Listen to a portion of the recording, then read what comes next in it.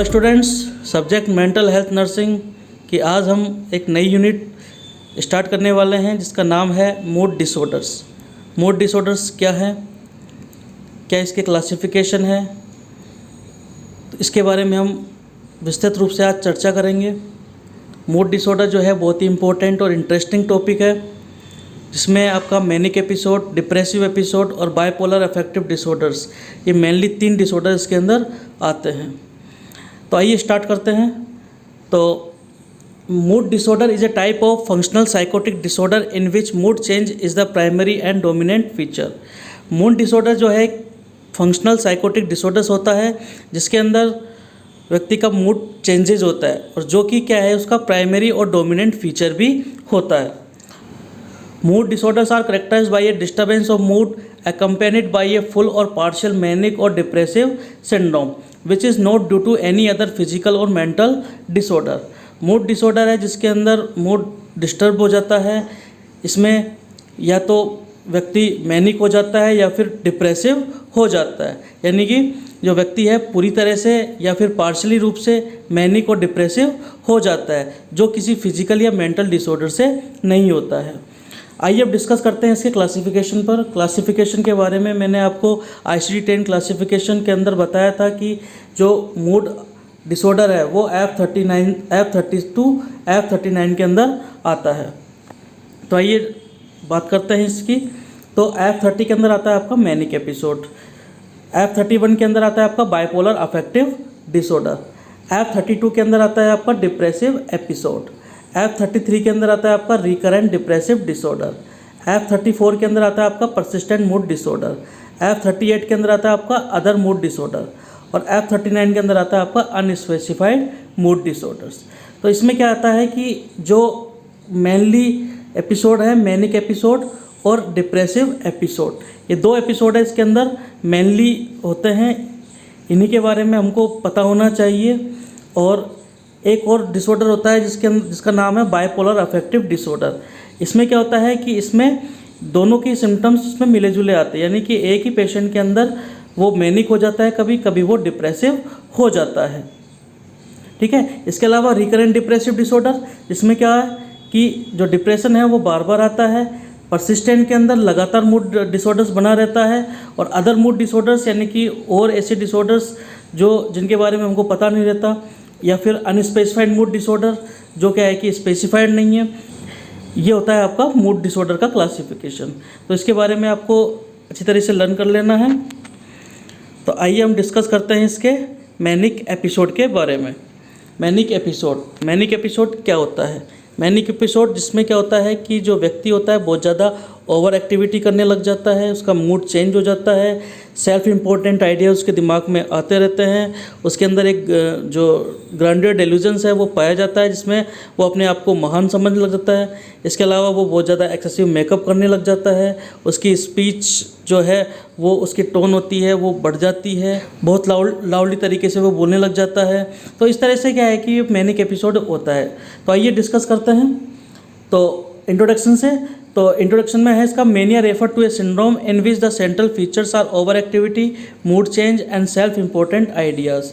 Mania जो है जिसके अंदर जो सेंट्रल फीचर्स होते हैं उसके ओवर एक्टिविटी, मूड चेंज और सेल्फ इम्पोर्टेंट आइडियाज़। इसमें क्या होता है कि व्यक्ति बहुत ज़्यादा एक्टिविटी करने लग जाता है, उसका मूड एकदम चेंजेस हो जाता है और सेल्फ इम्पोर्टेंट के आइडियाज़ उसके दिमाग में आते हैं, यानी कि उसको ऐसा लगता है कि मैं ही सभी जगत में पूरा मैं ही इम्पोर्टेंट हूँ, और इसी के आधार पर वो उसके जो आइडियाज़ हैं वो दिमाग में आते रहते हैं।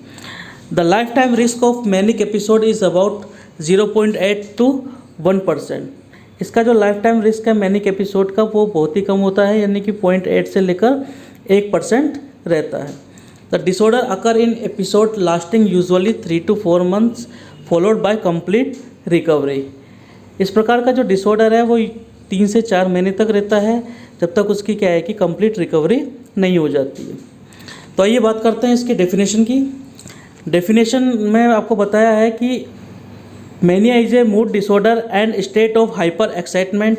It is characterised bye it's tried features, elevated unstable mood, increase pressure of speech and increase motor activity। तो मेनिया जो है वो एक मूड डिसऑर्डर्स है जिसके अंदर हाइपर एक्साइटमेंट होता है। इसको हम इसकी जो ट्राइड फीचर्स हैं, 3 फीचर्स है, उससे आसानी से इसको समझ सकते हैं। इसमें पहला जो फीचर आता है आपका एलिवेटेड अनस्टेबल मूड। इसमें क्या होता है कि जो व्यक्ति है उसका जो मूड है वो अनस्टेबल रहता है और वो एलिवेटेड हो जाता है। इसके अलावा इंक्रीज प्रेशर ऑफ स्पीच, इसके अलावा उसकी जो स्पीच के जो प्रेशर है वो भी इंक्रीज हो जाती है। और जो इंक्रीज मोटर एक्टिविटी, यानी कि उसकी जो मोटर एक्टिविटीज़ है वो भी क्या है कि इंक्रीज हो जाती है, यानी कि वो एक स्थान से दूसरे स्थान वो घूमता रहता है। और उसका जो बोलने का है वो बार बार बहुत ज़्यादा बोलने लग जाता है। वो उसका जो मूड है स्टेबल नहीं रहता है, वो स्विंग करता रहता है और हाइपर एक्टिविटी वो करता रहता है। अब बात करते हैं इसके क्लासिफिकेशन की। क्लासिफिकेशन हमने पढ़ा था F30 के अंदर आता है मैनिक एपिसोड, जिसको हमने क्लासिफाइड किया है F30.0 से हाइपोमेनिया। F30.1 के अंदर आता है आपका मेनिया विदाउट साइकोटिक सिम्टम्स, यानी कि इसमें मेनिया होता है लेकिन इसमें कोई भी साइकोटिक सिम्टम्स नहीं होते हैं, यानी कि एल्यूजन इसके अंदर नहीं पाए जाते हैं। F32.2 के अंदर मेनिया विद साइकोटिक सिम्टम्स, यानी कि इसके अंदर मेनिया के साथ साथ साइकोटिक सिम्टम्स भी इसके अंदर पाए जाते हैं। इसके अलावा F30.8 के अंदर अदर मैनिक एपिसोड और F39 के अंदर अनस्पेसिफाइड मैनिक एपिसोड होते हैं। तो ये तो होता है इसका क्लासिफिकेशन। अब हम बात करते हैं इसकी इटियोलॉजी की। इटियोलॉजी के अंदर इसमें पहला आता है आपका जेनेटिक डिसऑर्डर। जेनेटिक डिसऑर्डर जिसमें होता है monozygotic twins have a higher rate of incident than normal sibling, यानी कि मोनोजाइगोटिक ट्विंस यानी कि जो आइडेंटिकल ट्विंस होते हैं उनके अंदर इसकी जो रेट है वो हायर रहती है देन नॉर्मल सिबलिंग्स अपेक्षा, यानी कि जो नॉर्मल जो ट्विंस हैं जैसे डाइजाइगोटिक ट्विंस हैं उनकी अपेक्षा मोनोजाइगोटिक ट्विंस में मैनिक एपिसोड ज़्यादा देखने को हमको मिलता है। इसके अलावा first degree relative 5 to 10% chance, इसमें जो फर्स्ट डिग्री रिलेटिव्स है यानी कि जो उसके माता पिता हैं यदि वो मैनिक हैं तो 5 से 10% चांस बन जाते हैं कि उनके जो बच्चे हैं वो भी क्या है कि मैनिक हो सकते हैं। इसके अलावा आइडेंटिकल ट्विंस यानी कि जो मोनोजाइगोटिक ट्विंस है तो उसके अंदर क्या है कि 40 से 70% चांस होते हैं मैनिक एपिसोड होने के। अब हम बात करते हैं न्यूरोट्रांसमीटर फैक्टर्स की। न्यूरोट्रांसमीटर फैक्टर जिसमें क्या होता है कि excessive level of norepinephrine and dopamine. इसमें क्या होता है कि नॉरएपिनेफ्रिन और डोपामिन का जो लेवल है वो बहुत एक्सेसिव हो जाता है। नॉरएपिनेफ्रिन और डोपामिन जिसका काम होता है प्लेजर फील कराना, तो अगर वो और ज़्यादा बढ़ जाता है तो इससे और ज़्यादा क्या है कि वो ज़्यादा प्लेजरनेस आती है, एक्टिविटी जो है व्यक्ति के अंदर वो बढ़ जाती है। इसके अलावा नेक्स्ट आता है आपका imbalance between cholinergic and nor adrenergic system. ये भी क्या होता है कि न्यूरोट्रांसमीटर्स होते हैं जो क्या करते हैं सिंपैथिक नर्वस सिस्टम को कंट्रोल करते हैं। ये क्या करते हैं ये जो न्यूरोट्रांसमीटर ये क्या करते हैं एक न्यूरॉन से दूसरे न्यूरॉन जो इम्पल्स है उनको क्या है कि ट्रांसफ़र करते हैं। तो ये भी क्या है कि इम्बैलेंस हो जाता है इसके अंदर। अब हम बात करते हैं साइकोलॉजिकल कॉजेज़ की। इसमें क्या होता है इंक्रीज स्ट्रेस, यानी कि इसमें स्ट्रेस यदि आपका बढ़ जाता है तो इससे भी क्या है कि मैनिक जो एपिसोड है वो हो जाता है।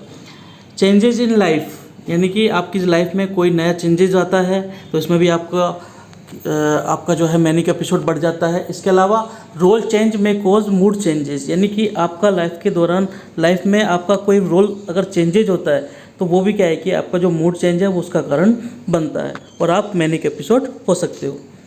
अब बात करते हैं बायोकेमिकल कॉजेज़ की।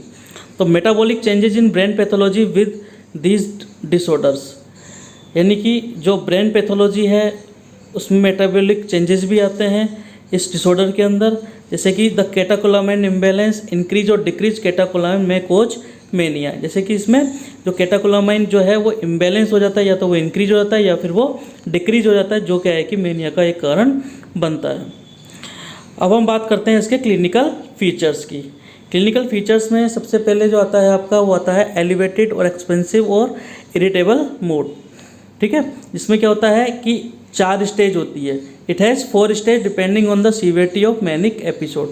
इसके अंदर क्या होती है 4 स्टेज होती है जो मैनिक की सीवियरिटी के आधार पर तय की जाती है। तो फर्स्ट आती है आपकी यूफोरिया। जिसे हम स्टेज फर्स्ट के नाम से जानते हैं। तो स्टेज फर्स्ट में यूफोरिया, जिसमें क्या होता है increase sense of psychological wellbeing and happiness. इसमें क्या होता है, जो व्यक्ति होता है उसके जो साइकोलॉजिकल वेलबींग और हैप्पीनेस है वो इंक्रीज हो जाती है, यानी कि इसके अंदर जो व्यक्ति है बहुत ज़्यादा अपने आप को हैप्पीनेस महसूस करता है। इसके अलावा दूसरी जो स्टेज आती है आपकी एलेशन। एलेशन इसमें क्या होता है मॉडरेट एलिवेशन ऑफ मूड। इसमें जो मूड का जो एलिवेशन होता है वो मॉडरेट होता है विद इंक्रीज साइकोमोटर एक्टिविटी, लेकिन उसके साथ साथ उसकी जो साइकोमोटर एक्टिविटीज़ हैं वो क्या है कि धीरे धीरे बढ़ती जाती है। इसके अलावा थर्ड जो आता है आपका एक्सल्टेशन आता है थर्ड स्टेज में। इसमें क्या होता है intense elevation of mood with delusion of grandeur. इसमें क्या होता है आपका जो मूड है वो तेज़ी से बहुत ज़्यादा तीव्रता से क्या है कि एलिवेशन हो जाता है उसमें, और उसके साथ साथ आपको डेल्यूजन ऑफ ग्रैंडियर होता है, जिसमें क्या है कि व्यक्ति अपने आप को महान समझता है।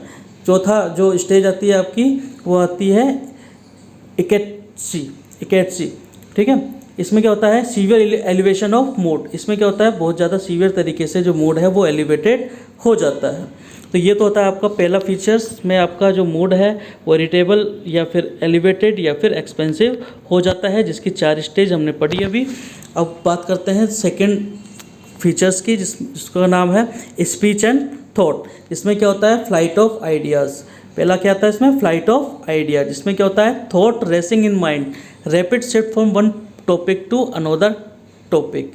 यानी कि इसमें जो थॉट्स हैं आपके दिमाग के अंदर रेस करते हैं, यानी कि एक तरह से थॉट्स है वो एक टॉपिक से दूसरे टॉपिक की ओर रैपिडली शिफ्ट हो जाते हैं। यानी कि आपने जैसे कि कोई भी टॉपिक के बारे में आप बात कर रहे हो तो उस बात को उसको छोड़ करके वो दूसरे टॉपिक के ऊपर शिफ्ट हो जाएगा जल्दी से, तो इसे बोलते हैं हम फ्लाइट ऑफ आइडियाज़। इसके बाद प्रेशर ऑफ स्पीच। इसमें क्या होता है speech is forceful strong and louding, यानी कि जो उसकी स्पीच है बहुत ज़्यादा फोर्सली हो जाती है, स्ट्रॉन्ग हो जाती है और लाउडली तरीके से वो बात करता है। इसके अलावा डेल्यूजन ऑफ ग्रैंडियर। इसमें क्या होता है मैंने आपको पहले ही बताया था कि डेल्यूजन ऑफ ग्रैंडियर, इसमें क्या है कि व्यक्ति अपने आप को महान समझता है, सुपर समझता है। इसके अलावा delusion of persecution. Delusion of persecution में क्या होता है कि व्यक्ति जो है वो सस्पिशियस जो उसका नेचर है वो उस टाइप का उसका हो जाता है। इसके अलावा आर्गूमेंटेसिव, यानी कि वो हर बात पर, हर छोटी छोटी बात पर वो क्या है कि आर्गूमेंट करने लग जाता है। तो ये होता है आपका स्पीच एंड थॉट, जिसके अंदर flight of ideas, pressure of speech, delusion of grandeur, delusion of persecutions and argumentative होते हैं।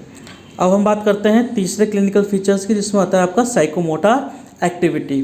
इसमें क्या होता है व्यक्ति सस्पिशियसनेस हो जाता है, यानी कि वो संदेह करने लगता है दूसरे व्यक्तियों के ऊपर। फुलिश बिजनेस हो जाती है उसकी, यानी कि वो मूर्खतापूर्ण बिजनेस में इन्वेस्ट करने लग जाता है। वो आगे पीछे की बिल्कुल नहीं सोचता कि इसमें मुझे नुकसान होगा या फ़ायदा होगा, बिना सोचे समझे किसी भी बिज़नेस के अंदर वो फुली रूप से क्या है कि इन्वेस्टमेंट कर देता है। इसके अलावा कलरफुल ड्रेसिंग और गारमेंट ज्वेलरी, अपने आप को सबसे अलग दिखने के लिए वो कलरफुल ड्रेसिंग करता है, गारमेंट ज्वेलरी नई नई प्रकार की वो पहनता है। इसके अलावा एक्सेसिव मेकअप, बहुत ज़्यादा वो मेकअप कर लेता है। अल्कोहल इंटेक और अल्कोहल वगैरह भी वो लेने लग जाता है। तो इस तरह से क्या है कि उसकी जो साइकोमोटर एक्टिविटीज़ है वो वहाँ पर बढ़ जाती है। इसके अलावा अदर फीचर्स भी होते हैं इसमें, जैसे कि पहला आता है इसके अंदर इंक्रीज सोशेबिलिटीज़, यानी कि इसके अंदर व्यक्ति क्या होता है बहुत ज़्यादा सोशल हो जाता है, क्योंकि उसकी एक्टिविटीज़ मोटर एक्टिविटीज़ ज़्यादा है। वो एक स्थान पर नहीं ठहरता, तो कभी इधर गया कभी उधर गया, कभी इस समाज में गया कभी उस घर में गया, तो वहाँ पर क्या है कि वो बातचीत ज़्यादा करता रहता है। तो इससे क्या है कि उसकी जो सोशल जो एक्टिविटीज़ हैं वो इम्प्रूव होती है और वो जो सोशल एबिलिटीज़ हैं वो उसके अंदर इम्प्रूव हो जाती है। इसके अलावा इम्पल्सिव बिहेवियर। इम्पल्सिव बिहेवियर इसका मतलब होता है कि व्यक्ति बिना सोचे समझे कोई भी कार्य करने लग जाता है, यानी कि परिणाम क्या हो उसकी चिंता नहीं करता और उसके अकॉर्डिंग क्या है कि वो अपना बिहेव करने लग जाता है बिना सोचे समझे। इसके अलावा हाइपर सेक्सुअल वो हो जाता है, पुअर जजमेंट उसका हो जाता है, हायर रिस्क एक्टिविटी करने लग जाता है। हायर रिस्क एक्टिविटी से मतलब वो इस प्रकार की एक्टिविटी करने लग जाएगा जो बहुत ज़्यादा हाई रिस्क पे हो, जैसे कि छत के ऊपर चढ़ जाएगा और डोरी पे जो होता है उस पर चलना रहेगा, या फिर ट्रेन के आगे सेल्फी खींचना, या फिर कोई भी जो बहुत ज़्यादा डेंजरस जो एक्टिविटीज़ हैं वो एक्टिविटीज़ वो क्या है कि करने लग जाता है। इसके अलावा डिक्रीज नीड फॉर स्लीप, यानी कि उसकी जो स्लीप की जो आवश्यकता है वो डिक्रीज हो जाती है, यानी कि वो सही तरह से सोता नहीं है। इसके अलावा decrease food intake due to over activity, बहुत ज़्यादा ओवर एक्टिविटी करता है जिससे वो जो फूड उसको लेना होता है वो नहीं ले पाता है और वो उसका जो इंटेक है वो डिक्रीज हो जाता है। इसके अलावा डिक्रीज अटेंशन एंड कंसंट्रेशन, उसका जो अटेंशन है कंसंट्रेशन है वो भी यहाँ पर इसका डिक्रीज हो जाता है। अब हम बात करेंगे सिम्टम्स ऑफ हाइपोमेनिया की, क्योंकि हाइपोमेनिया इसी का एक पार्ट है, तो उसके सिम्टम्स भी हम देखते हैं यहाँ पर। तो hypomania is a lesser degree of mania, यानी कि मेनिया की एक लेजर डिग्री होती है, ये एक लेसर डिग्री होती है। और माइल्ड एलिवेशन ऑफ मूड, इसके अंदर जो मूड होता है वो माइल्ड एलिवेशन होता है। And increase sense of psychological wellbeing and happiness, इसमें क्या होता है कि व्यक्ति है उसका भी क्या है कि इसमें हैप्पीनेस और साइकोलॉजिकल वेलबिंग होती है, वो भी क्या है कि इसमें इंक्रीज हो जाती है। इसके अंदर नेक्स्ट क्या आता है कि अटेंशन एंड कंसंट्रेशन में भी इम्पेयर, इसका अटेंशन कंसंट्रेशन इम्पेयर हो जाता है। स्लिप टाइम इसका रिड्यूस हो जाता है।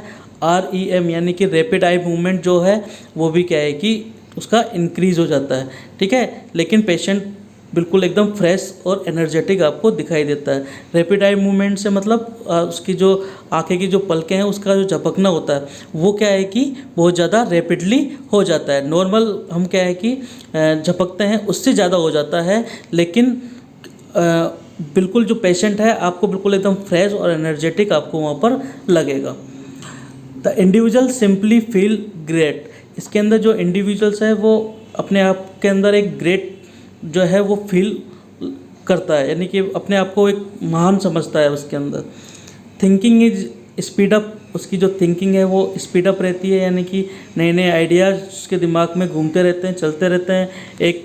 एक आइडियाज़ के बारे में दूसरे आइडियाज़ की शिफ्ट कर देता है वो, तो ये स्पीड अप वो थिंकिंग उसकी चलती रहती है। इसके अलावा डेल्यूजन ऑफ ग्रैंडियोसिटी प्रेजेंस, यानी कि इसके अंदर जो ग्रैंडियोसिटी वाला डेल्यूजन है वो इसके अंदर प्रेजेंट रहता है। The patient appears a bright intelligent and sociable individual, यानी कि इसके अंदर जो पेशेंट है वो बिल्कुल सही तरीके से ब्राइट रहता है, इंटेलिजेंट रहता है और सोशेबल इंडिविजुअल वो कहलाता है। तो हम कह सकते हैं कि हाइपोमेनिया के अंदर जो है इंडिविजुअल उसके अंदर जो सिम्टम्स है वो ठीक ठाक आते हैं, यानी कि इतना ज़्यादा प्रभाव नहीं पड़ता है, लेकिन इसको हम समझ रहते हैं, इसको ट्रीट कर लेते हैं तो आगे जा कर के क्या है कि ये जो मेनिया है उसकी अदर फॉर्म में भी कन्वर्ट ना हो जाए, ठीक है। तो इसलिए क्या है कि हम जो मेनिया है इसके साथ हाइपोमेनिया के जो सिम्टम्स है उसको पहले ही हम ट्रीट कर लेना चाहिए। अब हम बात करते हैं इसके डायग्नोसिस की, कि हम पेशेंट मेनिया है हम उसको कैसे हम उसको डायग्नोस करेंगे। तो इसमें हम पहला है psychological test such as Young mania rating scale, इसमें हम टेस्ट करते हैं यंग मेनिया रेटिंग स्केल। दूसरा आता है आपका ICD-10 डायग्नोस्टिक क्राइटेरिया, यानी ICD-10 का जो डायग्नोस्टिक क्राइटेरिया है उसको ध्यान में रखते हुए हम मेनिया को क्या है कि डायग्नोस कर सकते हैं। इसके अलावा based on sign and symptom, यानी कि जो हमने साइन एंड सिम्टम्स पढ़ा है उसके आधार पर भी हम पेशेंट को डायग्नोस कर सकते हैं। अब हम बात करते हैं इसके ट्रीटमेंट की।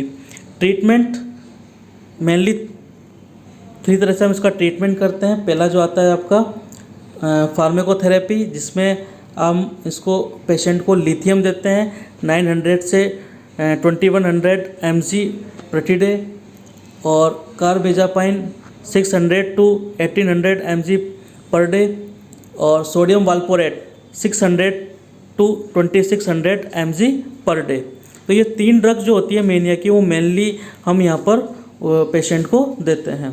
इसके अलावा हम इसकी जो अदर ड्रग्स हैं कोलिनज़ेपाम और कैल्शियम चैनल ब्लॉकर्स वो भी हम दे सकते हैं।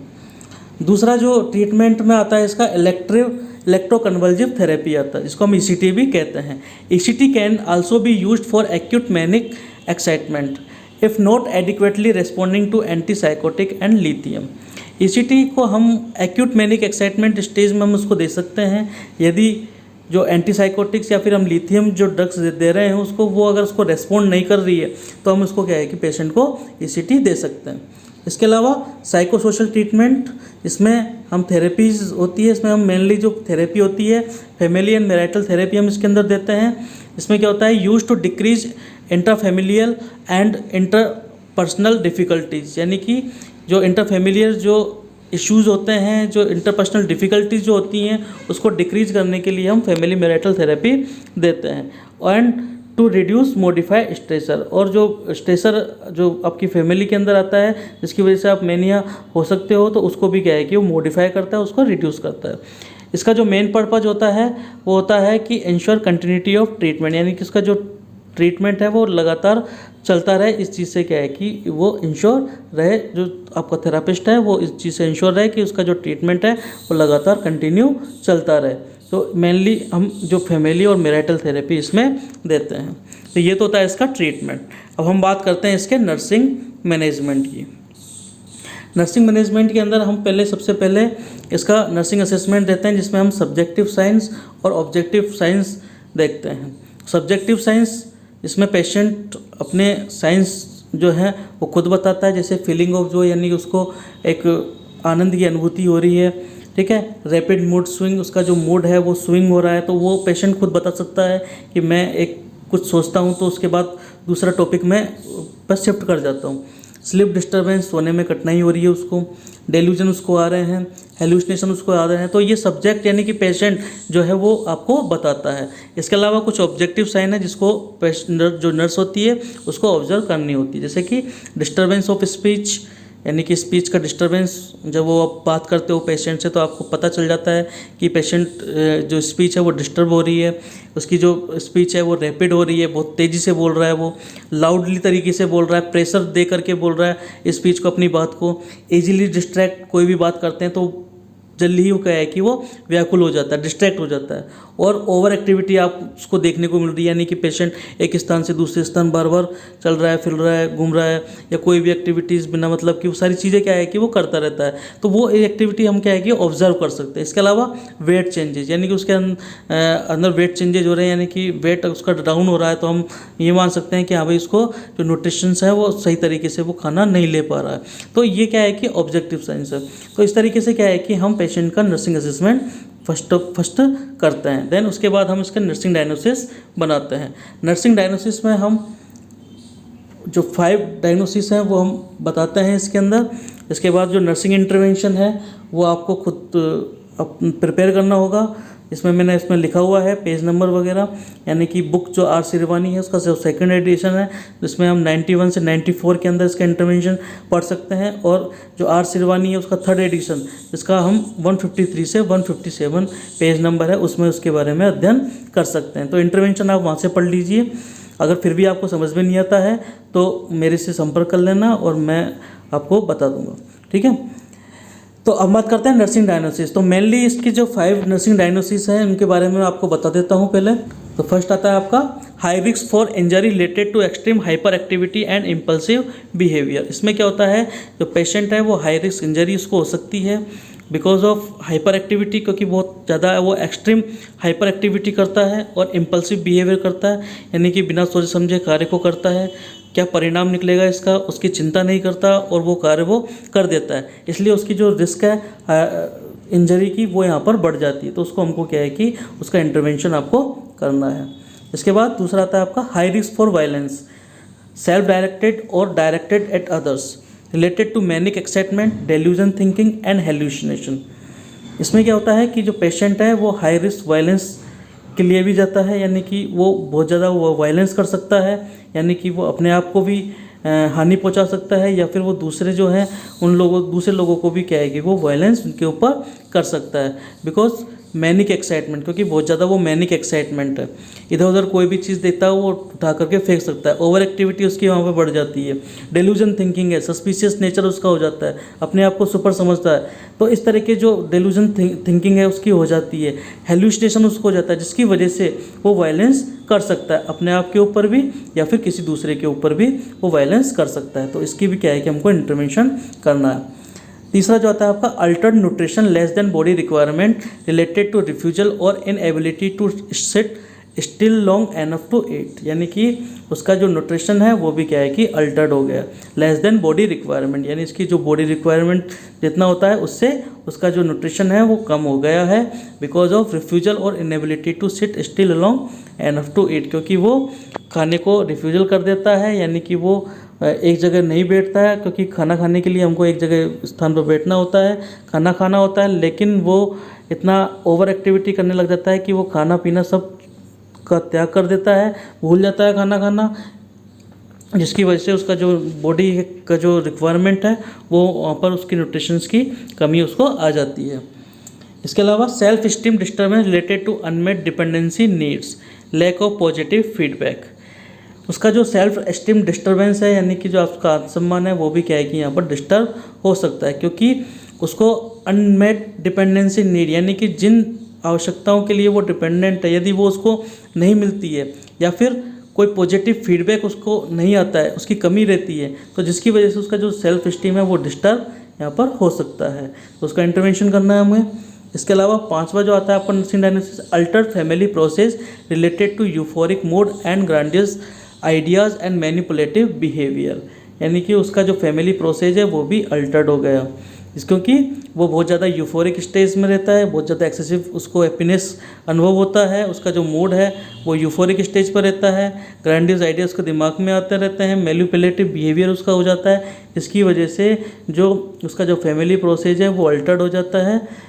तो ये होते हैं आपके नर्सिंग डायग्नोसिस। के बाद जो नर्सिंग इंटरवेंशन है वो आपको खुद प्रिपेयर करना है।